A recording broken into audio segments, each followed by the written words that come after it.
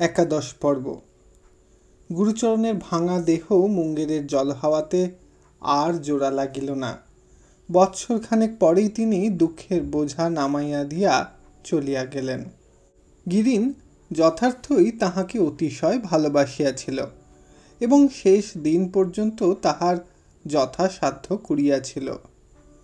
মৃত্যুর পূর্বে তিনি সজল কণ্ঠে তাহার হাত ধরিয়া অনুরোধ করিয়াছিলেন সে যেন কোনোদিন পর না হইয়া যায় এবং এই গভীর বন্ধুত্ব যেন নিকট আত্মীয়তায় পরিণত হয়। তিনি ইহা চোখে দেখিয়া যাইতে পারিলেন না। অসুখ বিসুখে সময় হইল না, কিন্তু পরলোকে বসিয়া যেন দেখিতে পান।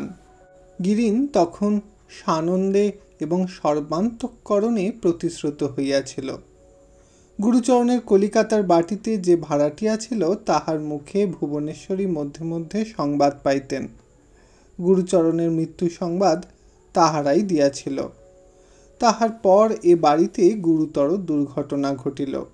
নবীন রায় হঠাৎ মারা গেলেন।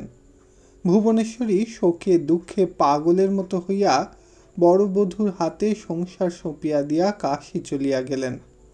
বলিয়া গেলেন আগামী বৎসর শেখরের বিয়ের সমস্ত ঠিক হইয়া গেলে তিনি আসিয়া বিবাহ দিয়া যাইবেন।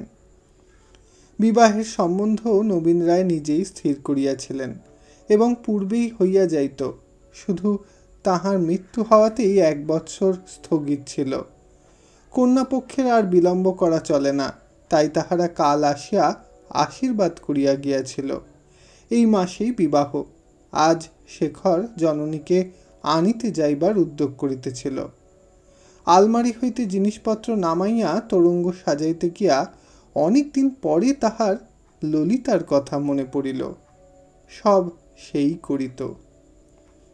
3 বৎসরের অধিক হইল তাহারা চলিয়া গিয়াছে। ইহার মধ্যে তাহাদের কোনো সংবাদই সে জানে না, জানিবার চেষ্টাও করে নাই। বোধ করি ইচ্ছাও ছিল না। ললিতার উপরে ক্রমশ তাহার একটা ঘৃণার ভাব আসিয়াছিল, কিন্তু আজ সহসা ইচ্ছা করিল যদি কোনো মতে একটা খবর পাওয়া যায় কে কেমন আছে। অবশ্য ভালো থাকিবারই কথা, কারণ গিরিনের সঙ্গতি আছে, তাহা সে জানিত।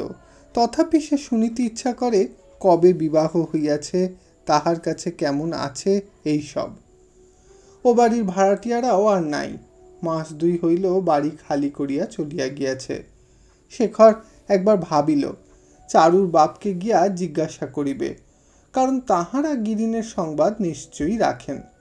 ক্ষণকালের জন্য তোরঙ্গ গুছানো স্থগিত রাখিয়া সে শূন্য দৃষ্টিতে জানালার বাহিরে চাহিয়া এইসব ভাবিতে লাগিল। এমন সময় দ্বারের বাহিরে দাঁড়াইয়া পুরাতন দাসী কহিল, ছোটবাবু, কালীর মা একবার আপনাকে ডেকে পাঠিয়েছেন। শেখর মুখ ফিরাইয়া অত্যন্ত আশ্চর্য হইয়া বলিল, কোন কালীর মা?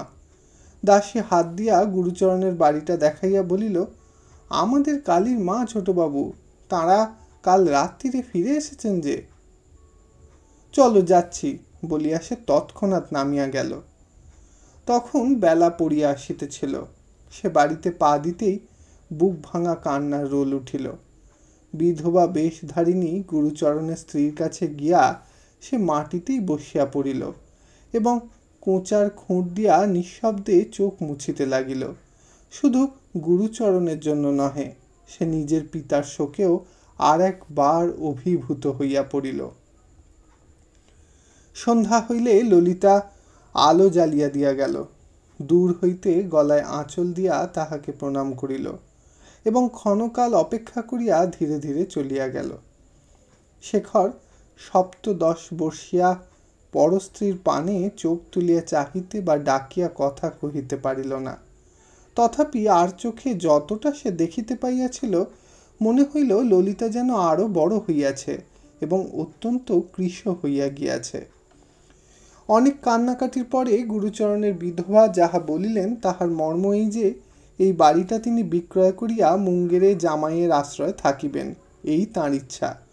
বাড়িটা বহুদিন হইতে শেখরের পিতার ক্রয় করিবার ইচ্ছা ছিল। এখন উপযুক্ত মূল্যে তাহারাই ক্রয় করিলে ইহা একরকম নিজেদেরই থাকিবে। তাহার নিজেরও কোনরূপ ক্লেশ বোধ হইবে না এবং ভবিষ্যতে কখনো তিনি এদেশে আসিলে দু একদিন বাস করিয়া যাইতেও পারিবেন। এই সব শেখর মাকে জিজ্ঞাসা করিয়া তাহার যথাসাধ্য করিবে বলায় তিনি চোখ মুছিয়া বলিলেন, দিদি কি এর মধ্যে আসবেন না শেখর? শেখর জানাইল আজ রাত্রেই তাকে সে আনিতে যাইবে। অতঃপর তিনি একটি একটি করিয়া অন্যান্য সংবাদ জানিয়া লইলেন। শেখরের কবে বিবাহ, কোথায়, কত হাজার, কত অলঙ্কার, নবীন রায় কি করিয়া মারা গেলেন, দিদি কি করিলেন ইত্যাদি অনেক কথা বলিলেন এবং শুনিলেন। শেখর যখন ছুটি পাইল তখন জ্যোৎস্না উঠিয়াছে।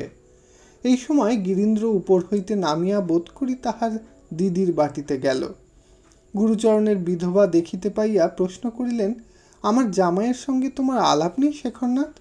এমন ছেলে সংসারে আর হয় না। শেখরের তাহাতে বিন্দুমাত্র সন্দেহ নাই, তাহা সে জানাইল এবং আলাপ আছে বলিয়া দ্রুত পদে বাহির হইয়া গেল। কিন্তু বাহিরের বসিবার ঘরের সম্মুখে আসিয়া তাহাকে সহসা থামিতে হইল। অন্ধকার দরজার আড়ালে ললিতা দাঁড়াইয়াছিল। বলিল, শোনো, মাকে কি আজই আনতে যাবে? শেখর বলিল, হ্যাঁ। তিনি কি বড় বেশি কাতর হয়ে পড়েছেন? হ্যাঁ, প্রায় পাগলের মতো হয়েছিলেন, শেখর উত্তর করিল। ললিতা জিজ্ঞাসা করিল, তোমার শরীর কেমন আছে? শেখর কহিল, ভালো আছে বলিয়া তাড়াতাড়ি চলিয়া গেল। রাস্তায় আসিয়া তাহার আপাদমস্তক লজ্জায় ঘৃণায় শিহরিয়া উঠিল। ললিতার কাছাকাছি দাঁড়াইতে হইয়াছিল বলিয়া তাহার নিজের দেহটাও যেন অপবিত্র হইয়া গিয়াছে এমনই মনে হইতে লাগিল। ঘরে ফিরিয়া আসিয়া সে যেমন তেমন করিয়া তোরঙ্গ বন্ধ করিয়া ফেলিল এবং তখনও গাড়ির বিলম্ব আছে জানিয়া আর একবার শয্যাশ্রয় করিয়া ললিতার বিষাক্ত স্মৃতিটাকে পুড়াইয়া নিঃশেষ করিয়া দিবে শপথ করিয়া সে হৃদয়ের রন্ধ্রে রন্ধ্রে ঘৃণার দাবানল জ্বালিয়া দিল। দাহনের যাতনায় সে তাহাকে মনে মনে অকথ্য ভাষায় তিরস্কার করিল, এমনকি কুলোটা পর্যন্ত বলিতে সংকোচ করিল না।